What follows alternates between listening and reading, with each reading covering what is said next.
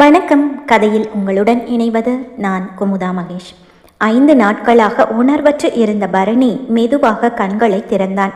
அவன் உடலில் இணைக்கப்பட்டிருந்த இரத்த அழுத்தத்தையும் சுவாசத்தையும் கண்காணிக்கும் கருவி, நெஞ்சில் பெரிய பேண்டேஜ், மருத்துவமனை வாசம், தான் இருக்கும் இடத்தை ஒருமுறை சுற்றி பார்த்தவனுக்கு அன்று நடந்தது ஒவ்வொன்றாக நினைவுக்கு வந்தது.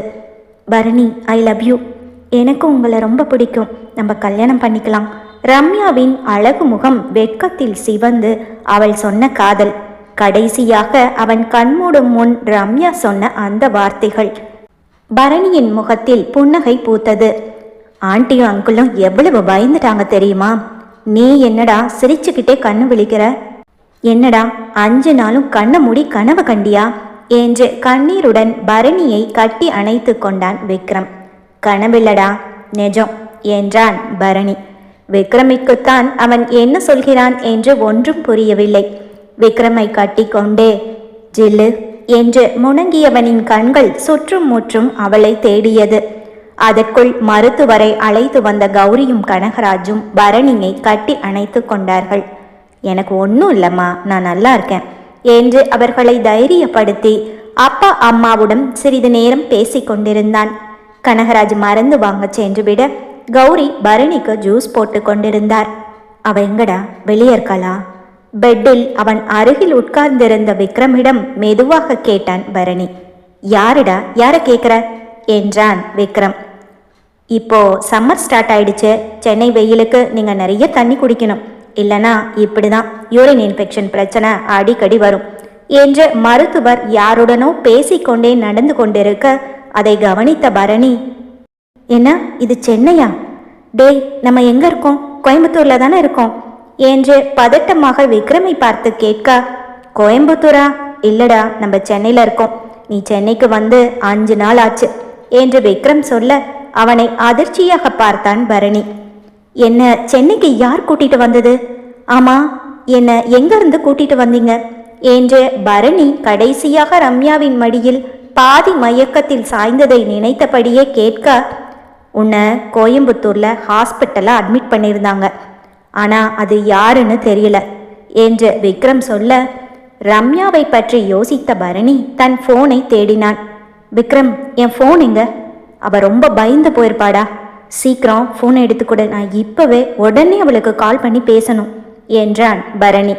படபடப்பாக தன் போனை இங்கும் அங்கும் தேடினான்.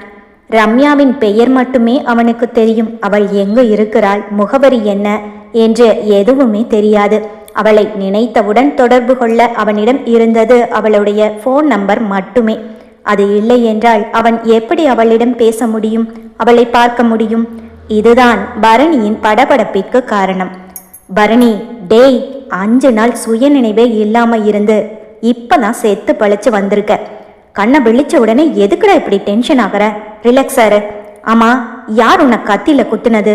கோயம்புத்தூர்ல என்ன பிரச்சனை நடந்துச்சு? இது எதுவுமே தெரியாம நானும் அப்பா அம்மாவும் எவ்வளவு கவலைப்பட்டுட்டு இருந்தோம் தெரியுமா? கத்தி குத்து ரொம்ப டீப்பா இருந்துச்சு, உள்ள ரொம்ப ஆழமா போயிருக்கு. அதோட பிளட் லாஸ் வேற நிறைய. அதனாலதான் நீ கண்ணு விழிக்க இத்தனை நாள் ஆயிடுச்சு. நீ 5 நாளா உணர்வில்லாம கிடந்தப்ப அப்பா அம்மாவுக்கு உயிரே இல்லை தெரியுமா? இப்பதான் அவங்க 2 பேரும் சந்தோஷமா நிம்மதியா இருக்காங்க.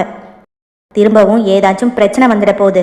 நீ ரிலாக்ஸ் ஆறுடா, ரொம்ப ஸ்ட்ரெயின் பண்ணாத என்று விக்ரம் சொல்ல, டேய், என்னோட போன் எங்கன்னு கேட்டா அதை சொல்லாம வேற என்னவோ பேசிட்டு இருக்கியே என்று பரணி மீண்டும் கேட்க, நாங்க கோயம்புத்தூர்ல இருந்து உன்னை கூட்டிட்டு வரும்போது ஹாஸ்பிட்டல்ல இருந்து உன்னோட திங்ஸ் எல்லாமே கொடுத்தாங்க. அதுல உன்னோட போன் மிஸ்ஸிங். அப்புறம் உன்னோட பர்ஸ்ல உன்னோட டெபிட் கார்டு இல்லை. முதல்ல உன்னோட டெபிட் கார்டை பிளாக் பண்ணு. உன்னோட ஃபோன் என்ன ஆச்சுன்னு தெரியல. ஆனால் ஹாஸ்பிட்டல்ல இருந்து உன்னோட ஃபோனில் தான் அப்பாவுக்கு கால் பண்ணியிருக்காங்க. ஸோ ஹாஸ்பிட்டலில் தான் ஃபோன் மிஸ் ஆயிருக்கும்னு நினைக்கிறேன். அதுக்கும் ஒரு கம்ப்ளைண்ட் கொடுத்துடலாம் என்று விக்ரம் சாதாரணமாக சொல்ல, மாங்கல்யம் வாங்கும்போது டெபிட் கார்டை ரம்யாவிடம் கொடுத்தது பரணிக்கு ஞாபகம் வந்தது. ஒருவேளை ஃபோனும் ரம்யாவிடமே இருக்குமோ? அப்படி அவளிடம் ஃபோன் இருந்தால் அவள் எப்படி என்னை தொடர்பு கொள்ள முடியும்? தலையே வெடித்துவிடும் போல இருந்தது பரணிக்கு. இப்போது மனசோர்வோடு உடல் அசதியும் சேர்ந்து கொள்ள கண்களை மூடி அமைதியாக படுத்து விட்டான். சிறிது நேரத்தில் கௌரி ஜூஸை கொண்டு வந்து கொடுக்க அதை வாங்கி பருகினான். என்னப்பா இப்படி எங்களை பயமுறுத்திட்டியே என்று கௌரி பரணியின் தலையை வருடி கொடுக்க, ஒன்றும் இல்லைம்மா, நான் உங்களை விட்டு எங்கேயும் போக மாட்டேன், நான் நல்லா தான் இருக்கேன் என்றவனின் யோசனையெல்லாம் ரம்யாவின் மீதுதான் இருந்தது. ரம்யா, ராகவேந்தர், கல்யாணி மூவரும் சென்னை வந்து சேர்ந்தார்கள். பரணிக்கு இப்படி ஒரு விபரீதம் நடந்த நாளிலிருந்து விக்ரம் பரணியுடனேயே தான் இருக்கிறான். அவ்வப்போது வீட்டிற்கு சென்று வருகிறான், அவ்வளவுதான். குழந்தையுடன் கூட பேசி சிரித்து விளையாடி 4-5 நாட்கள் ஆகிவிட்டது. பரணி, நான் இன்னைக்கு கொஞ்சம் சீக்கிரமா வீட்டுக்கு போகணும். ஊர்ல இருந்து அம்மா, அப்பா, தங்கச்சி 3 பேரும் வராங்க. அவங்க உன்னை பார்க்க வரணும்னு சொன்னாங்க. நாளைக்கு காலையில அவங்கள கூட்டிட்டு வரேன். இப்போ நான் கிளம்புறேன், பார்த்துக்கோ, ரொம்ப ஸ்ட்ரெயின் பண்ணாத, கூலாரு என்று சொல்லிவிட்டு விக்ரம் வீட்டிற்கு கிளம்ப, விக்ரம் எனக்கு ஒரு ஹெல்ப் பண்ணுடா என்றான் பரணி. என்னடா ஹெல்ப் அப்படி இப்படின்னு பெரிய மனுஷன் மாதிரி பேசுற, என்னன்னு சொல்லு என்றான் விக்ரம். எனக்கு என்னோட ஃபோனை கண்டுபிடிக்கணும்டா, அதில் தான் என்னோட ஜில்லு நம்பர் இருக்கு என்று பரணி சொல்ல, அவன் பதட்டத்திற்கு காரணம் புரிந்தது விக்ரமிற்கு. என்னடா இது பெரிய காதல் காவியமா இருக்கும் போலையே. 5 நாள் ஐசியூல இருந்துட்டு கண்ணு விழிச்ச உடனே அப்பா, அம்மா, நான் 3 பேரும் குத்துக்கல்லாட்டம் உன் முன்னாடி நிற்கிறோம். அதான் உன் கண்ணு வேற யாரையோ தேடிச்சா? அப்புறம் நீ சிரிச்ச அந்த சிரிப்பு கூட அந்த பொண்ணை நினைச்சுதானா என்று விக்ரம் பரணியை கிண்டல் செய்ய, நீ வேறடா, அவ அப்பதான் என்னை பிடிச்சிருக்குன்னு சொன்னான், என்னை கல்யாணம் பண்ணிக்க சம்மதம்னு சொன்னான். ஆனா அந்த சந்தோஷத்தை கூட முழுசா அனுபவிக்க முடியாம எவனோ என்னை குத்திட்டான். அவன் மட்டும் என் கையில மாட்டினான் என்று பல்லை கொறித்தவனை, சரி சரி விடு, திரும்பவும் டென்ஷன் ஆகாத என்று சமாதானப்படுத்தினான் விக்ரம். பரணி, அந்த பொண்ணு போட்டோ இருந்தா கொடு. அப்பா அம்மா வீட்டுக்கு வந்திருக்காங்க. கோயம்புத்தூர்ல அப்பாவுக்கு தெரியாதவங்களே இல்லை. அவங்களுக்கு தெரிஞ்சவங்களோட பொண்ணா இருந்தா உன் கல்யாணம் ஈஸியா முடிஞ்சிடும் என்று விக்ரம் சொல்ல, பரணியின் கண்களில் நம்பிக்கை தெரிந்தது. டேய், நான் என்ன அவ கூட போட்டோ எடுத்து பிரேம் போட்டு மாட்டியா வச்சிருக்கேன்? நீ கேட்ட உடனே எடுத்து கொடுக்க எல்லாமே என்னோட போன்ல தானடா இருக்கு என்றவன் எதையோ யோசித்து விட்டு, ஏய், அவளோட போட்டோ ஒன்று இருக்கு, அது நான் தங்கியிருந்த வீட்டில் இருக்குடா, அவ புக்கில் இருந்து எடுத்தேன் என்று பரணியின் கண்கள் மின்னியது. கோயம்புத்தூர் வீட்லையா? அங்க இருந்த உன்னோட திங்ஸ் எல்லாம் அப்பா பசங்களை விட்டு கொரியர் பண்ண சொல்லிட்டாரு. அந்த வீட்டுக்கு வேற யாரோ வாடகைக்கு வந்துட்டாங்க என்றான் விக்ரம். கொரியர் வந்துடுச்சா? எங்க இருக்கு? அதுல கண்டிப்பா அவ போட்டோ இருக்கும் என்றான் பரணி. உங்க வீட்டில தான் கொரியர் இருக்கு. நான் இப்ப வீட்டுக்கு போகும்போது உங்க வீட்டுக்கு போய் அதுல அந்த பொண்ணு போட்டோ இருக்கான்னு பாக்குறேன். போட்டோ இருந்துச்சுன்னா அதை எடுத்துட்டு போய் எங்க அப்பா கிட்டேயும் அம்மா கிட்டேயும் காட்டுறேன். என் தங்கச்சிக்கிட்டையும் காட்டுறேன். அவளுக்கும் தெரிஞ்சிருக்கிறதுக்கு வாய்ப்பு இருக்கு. அந்த பொண்ணு யாருன்னு விசாரிக்க சொல்றேன். நீ அதையே யோசிச்சுட்டு இருக்காதடா, நல்லா ரெஸ்டடு என்று ஆதரவாக நண்பனின் தோளை தட்டி கொடுத்து விட்டு சென்றான் விக்ரம். ஜில்லு, நீ எங்கடி போன என்றவன், நீ எங்கேயும் போகல, நான் தான் உன்னை விட்டுட்டு சென்னைக்கு வந்துட்டேன். என்ன மாதிரியே நீயும் என்னை தேடிட்டு இருக்கியா? ரம்யாவை முதலாக பார்த்தது முதல் கடைசியாக அவள் மடியில் சாய்ந்தது வரை மனதில் ஓட விட்டு கொண்டு கண்களை மூடி தலையணையில் சாய்ந்தான் பரணி. பரணியின் வீட்டிற்கு சென்ற விக்ரம் அவன் பொருட்கள் இருந்த அந்த கொரியர் பெட்டியை திறந்தான். முதல்ல அந்த பொண்ணை கண்டுபிடிக்கணும், இல்லைனா இவன் என்னை ஒரு வழி பண்ணிடுவான். பெட்டியின் உள்ளே தேடினான் விக்ரம். அவன் கோயம்புத்தூர் போகும்போது எடுத்து சென்ற துணி, லேப்டாப் என்று எல்லாமே அதில் இருந்தது, ரம்யாவின் போட்டோவை தவிர. விக்ரம் தேடிக்கொண்டிருக்கும் போதே பரணி கௌரியின் போனிலிருந்து விக்ரமிற்கு அழைத்தான். மச்சான், போட்டோ கிடைச்சதாடா என்றான் மிகுந்த எதிர்பார்ப்புடன். இல்லடா, இதில் நான் தேடிட்டேன், எந்த போட்டோவும் இல்லை, எதுக்கும் இன்னொரு வாட்டி தேடி பார்க்குறேன் என்று விக்ரம் 2-3 முறை அந்த பொருட்கள் இருந்த பெட்டியை அலசி பார்த்து விட்டான். அதில் ரம்யாவின் போட்டோ இல்லை.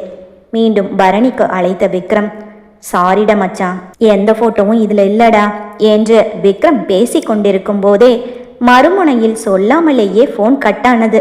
போட்டோ இல்லை என்றதும் பரணி டென்ஷன் ஆகிவிட்டான் என்பது விக்ரமிற்கு புரிய மீண்டும் கௌரியின் போனிற்கு அழைத்த விக்ரம், டென்ஷன் ஆகாதடா, போட்டோ இல்லைன்னா என்ன, எப்படியாவது அந்த பொண்ணை கோயம்புத்தூர்ல எங்க இருக்கான்னு கண்டுபிடிச்சு முன்னாடி கொண்டு வந்து நிறுத்த வேண்டியது என்னோட பொறுப்பு, என்னை நம்பு என்று சொல்லி ஒரு வழியாக பரணியிடம் சமாதானம் பேசி போனை வைத்தான் விக்ரம்.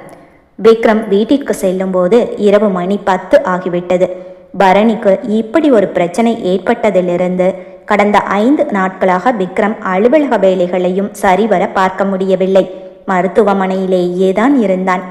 மாமா, நீங்கள் நல்லா சாப்பிட்டு தூங்கி 4-5 நாள் ஆயிடுச்சு. நீங்கள் உங்கள் ஃப்ரெண்டை பற்றி கவலைப்படுறீங்க, ஆனால் நான் உங்களை பற்றி கவலைப்படுறேன். வீட்டுக்கு வந்து சாப்பிட்டுட்டு கொஞ்ச நேரம் ரெஸ்ட் எடுத்துட்டு அப்புறம் ஹாஸ்பிட்டல் போகலாமில்ல என்று மது எத்தனையோ முறை ஃபோன் செய்து விட்டாள்.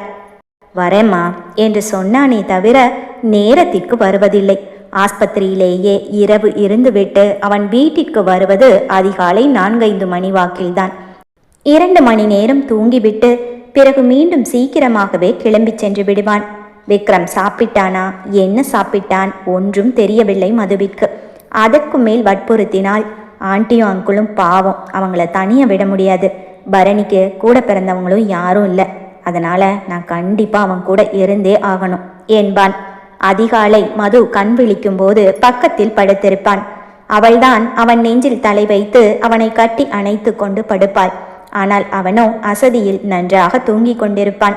6-7 மணிக்கு அலாரம் வைத்து எழுவான். அவன் கண் விழிக்கும் போதுதான் மது அவனை கட்டி அணைத்து கொண்டு தூங்குவதை பார்ப்பான்.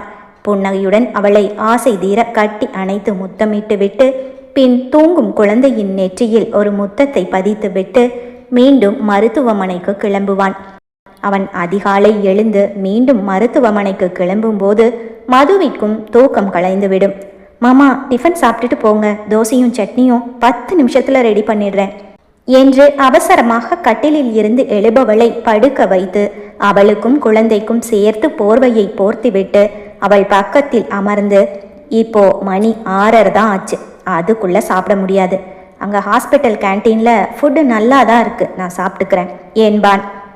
இன்றுதான் இரவு 10 மணிக்கே அப்பா அம்மா ஊரிலிருந்து வருகிறார்கள் என்று சீக்கிரமாக வருகிறான். அதோடு பரணியும் கண் விழித்து விட மனதில் நிம்மதி.